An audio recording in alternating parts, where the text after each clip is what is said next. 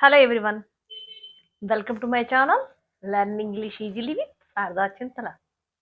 Today I am going to teach you an important topic that is for 10th class students, Unit 5. In Unit 5, the glimpses of India. అందులో third one the tea from Assam లో మనకి thinking about language ఉంది. అందులో మనకి you're having one question on phrasal verbs. We have to fill in the blanks with suitable phrasal verbs. నేను phrasal verb మీద మీకు చాలా వీడియోలు చేశాను, but I'm telling now again what is the phrasal verb. Phrasal verb is a verb which combines with preposition or an adverb. ఒక phrasal verb అనేది ఒక verb ఒక ప్రిపోజిషన్స్తో కానీ యాడ్వర్బ్తో కానీ కంబైన్ అయి ఉంటుంది. అది మీనింగ్ డిఫరెంట్గా ఉంటుంది అన్నమాట. సో అలాంటి ఫ్రేజల్ వర్బ్స్ మనకి 5 ఇచ్చాడు. 5 ఇచ్చి ఆ మీనింగ్స్ తెలిస్తే మీరు అందులో ఫిల్ చేయగలరు. సో తర్వాత మనకి ఎగ్జామ్లోని ఆ ఫ్రేజల్ వర్బ్ ఇచ్చినా కూడా మనం we can write the sentence. Okay, so what are those? Down pour, under grow, up keep, drop out, walking. These 5 phrasal verbs are given.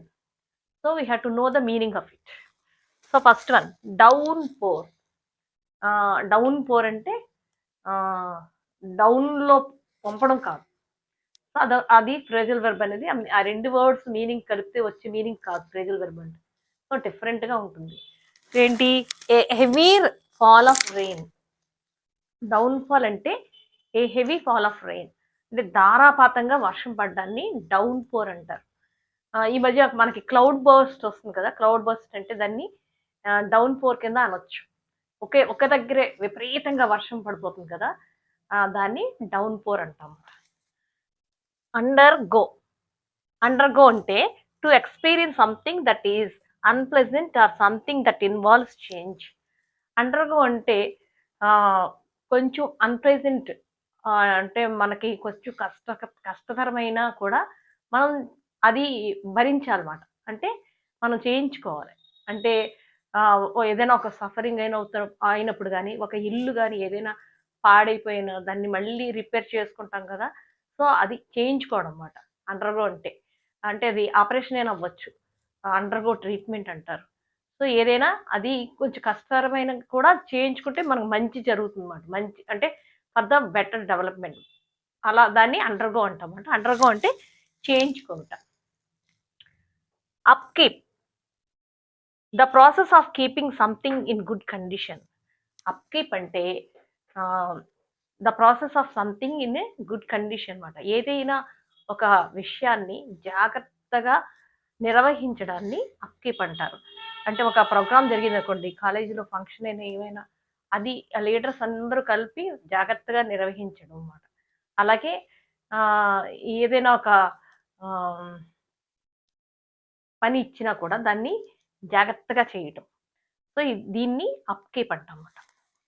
Next, drop out. ఈ word మీకు బాగా తెలుస్తుంది. యాక్చువల్గా డ్రాప్ అవుట్ చూసారు ఎంత డిఫరెంట్గా ఉందో, డ్రాప్ అవుట్. కానీ ఆ 2 అర్థం ఎంత డిఫరెంట్గా ఉందంటే, డ్రాప్ అవుట్ అంటే ఏంటంటే అది ఏ స్టూడెంట్ అయినప్పటికీ, అంటే అది ప్రైమరీ స్కూల్ అవని, హై స్కూల్ అవని, కాలేజ్ అవని, యూనివర్సిటీ అవని, ఏదైనా ఒక కోర్స్లో జాయిన్ అయినా కూడా పూర్తిగా అది ఫినిష్ చేయకుండా మానేస్తే వాళ్ళని డ్రాప్ అవుట్ అంటారు అన్నమాట. అతన్ని డ్రాప్ అవుట్ అంటారు. సో మా డ్రాప్ అవుట్స్ ఎక్కువ ఉంటే ఏమవుతుంది, ఎడ్యుకేషన్ పరంగా అది డెవలప్మెంట్ ఉండదు అన్నమాట. సో అందుకు డ్రాప్ అవుట్ అంటే సడన్ మధ్యలో ఏదైనా నేర్చుకునే విషయాన్ని మానేసిన వాళ్ళని డ్రాప్ అవుట్ అంటారు. తెలుగులో మానివేయట, వదిలివేయట. వాకిన్ అంటే లోపలికి నడవడం కాదు. A person who visits a place without an appointment. So మనకి ఏదైనా జాబ్ కావాలంటే మనం ఇంటర్వ్యూకి వెళ్తాం. ఇంటర్వ్యూకి వెళ్ళినప్పుడు వాళ్ళు పిలిచి ఫలానా డేట్కి రమ్మని అలాగా అపాయింట్మెంట్ కాకుండా, సో మనకు అక్కడ ఇంటర్వ్యూ జరుగుతుందంటే అందరూ కూడా డైరెక్ట్గా వెళ్ళిపోవడం అన్నమాట. వెళ్ళి అక్కడ మన కరికులం వీటి అని చూపించి జాబ్ తెచ్చుకుంటే దాన్ని వాక్ ఇన్ అంటారు అనమాట. అంటే ఏ అపాయింట్మెంట్ లేకుండా డైరెక్ట్గా ఇంటర్వ్యూకి అటెండ్ అయితే దాన్ని వాక్ ఇన్ అంటాం. ఇప్పుడు మనకి 5 మీనింగ్స్ తెలిసే కదా. ఒకటి down pour, undergo, upkeep and drop out and walk in. So మనకి 5 సెంటెన్స్ ఇచ్చాడు చూడండి. A heavy dash has been forecast due to low pressure in the bay of Bengal. మనకు వెంటనే అర్థమైపోతుంది లో ప్రెషర్ వల్ల బే ఆఫ్ బెంగాల్లో ఏముంటుంది, ఏంటి కాజ్ అవుతుంది, డౌన్ పోర్. సో మనం ఇక్కడ డౌన్ పోర్ రాస్తాం అన్నమాట. A heavy down pour.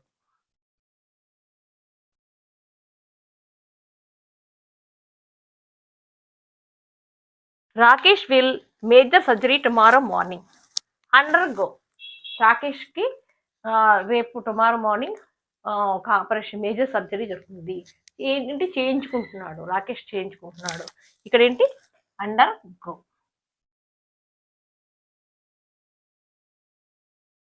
My brother is responsible for the dash of our family property. మా బ్రదరు, అతనే మన మా ఫ్యామిలీ ప్రాపర్టీ అంతా చక్కగా చూసుకునేవాడు. ఎవరు? మా brother. Up keep.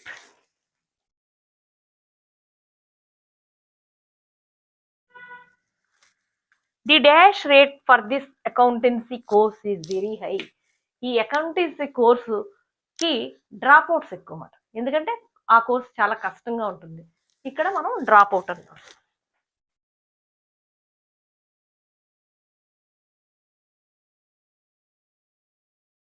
She went to the enterprise company to attend a interview. అనగానే మనకి ఇమీడియట్ గా అర్థమైపోతుంది వాక్ ఇన్ ఇంటర్వ్యూ.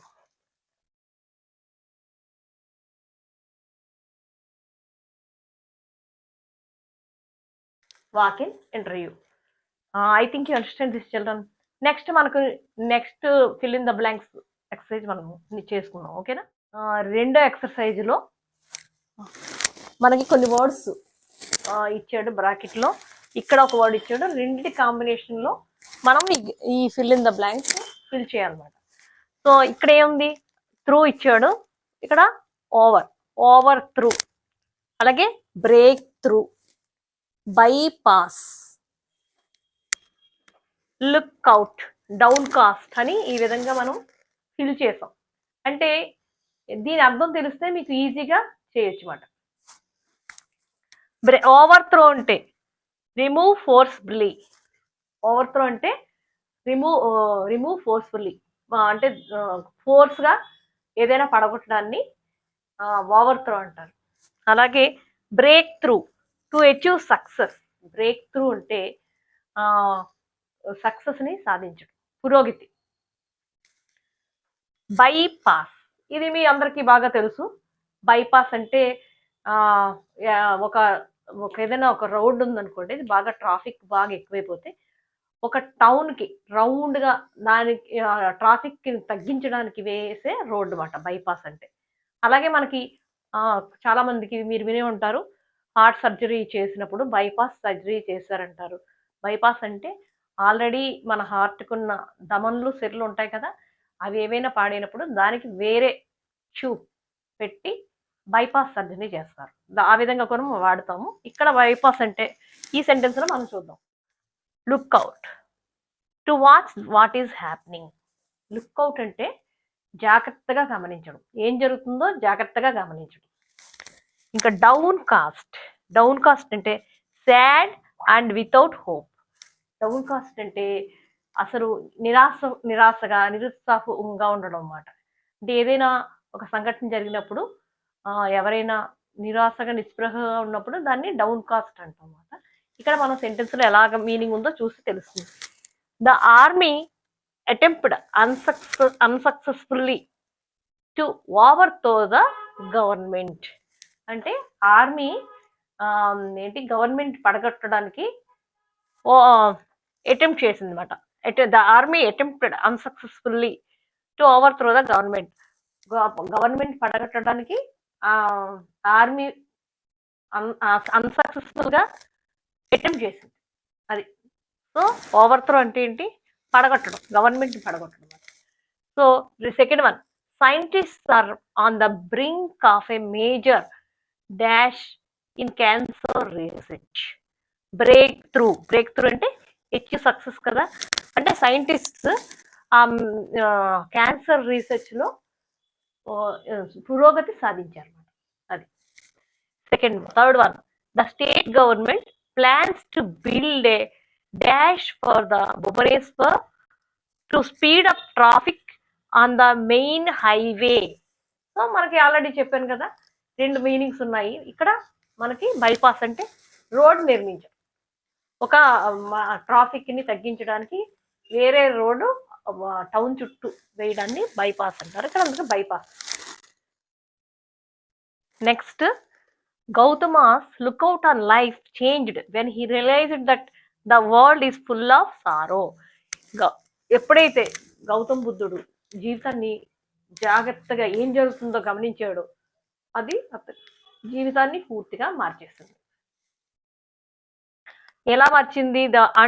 రియలైజ్డ్, ఏ విధంగా రియలైజ్ అయ్యాడంటే, so the world is full of sorrow, ఈ ప్రపంచం అంతా బాధలమయం అని అని తను అనుకున్నాడు అనమాట. అనుకొని తను సర్వసంగ పరిత్యాగి అయిపోయాడు, సన్యాసి అయిపోయాడు. Rakesh seemed unusually down cost after the game. So ఆ గేమ్ రాకేష్ డౌన్ కాస్ట్ అయిపోయాడు. ఎందుకు? నిరాశ గురయ్యాడు ఆ గేమ్ అయిపోయిన తర్వాత. అంటే ఆ గేమ్లో ఓటమి చెందడం వల్ల, లేకపోతే సరిగ్గా పెర్ఫామ్ చేయకపోవడం వల్ల తను డౌన్ కాస్ట్ అయిపోయాడు, అంటే నిరాశ గురయ్యాడు. అది. సో మీరు ఈ అర్థాలు మీనింగ్ తెలిస్తే ఈ విధంగా సెంటెన్స్లో నింపవచ్చు. I think you understand this children. Thank you.